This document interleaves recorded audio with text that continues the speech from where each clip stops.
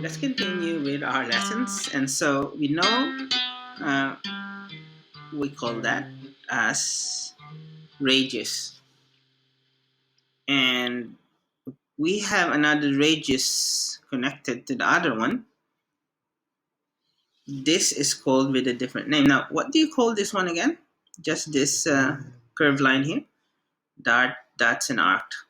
And we've done calculating for the length of the arc, which is really part of the circumference. Now, since in our last lesson, we talked about area. Yeah, this is the area of the circle, and if you calculate the area of the circle, the formula would be a area would be pi r squared. Yeah. And so check the video on how to derive the formula in many different ways. Here's the link to that video. But here we'd like to calculate the area of part of the circle. So basically, this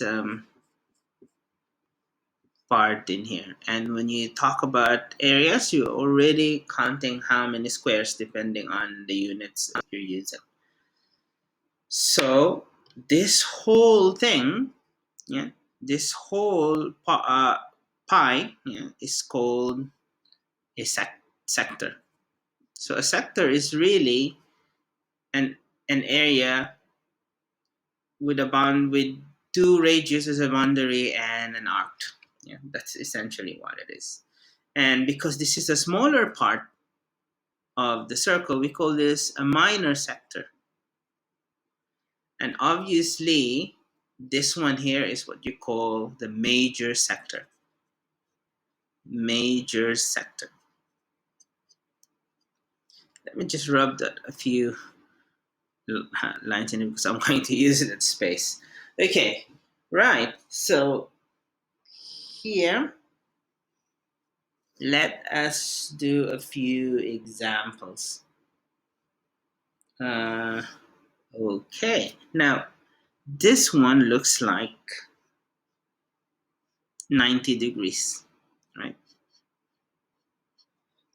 That looks like 90 degrees. Now, what if this is 12 centimeters? Yeah, what is the area of the sector? And so we kind of say find, our topic here is find the area of the sector. I hope you can see that. Okay, so the first step is really to calculate the area of the whole circle. And so that's what we're going to do. It will be 3.14. Yeah, that's the value of pi. And the radius is 12 centimeters square. And so this will be 3.14, and this is 144. The square of 12 is 144 centimeters squared. And of course, we're going to use our magnificent calculator here. 3.14 times 144. And so the whole area of the circle is 452.16 centimeters squared, two decimal places. Yeah.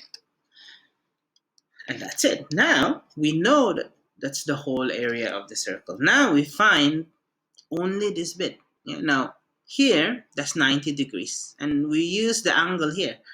Yeah, 90 degrees. So in a way, the area of the sector, would just be, put it in here, would be, what is the angle of that circle? Sector angle, yeah, divided by total angle,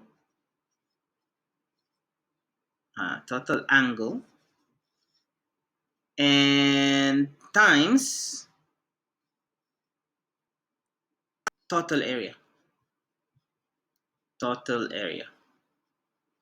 So in a way, what we have here is the angle is 90 degrees over the total angle of 360 times total area of this one, yeah, times 452.16 centimeters square.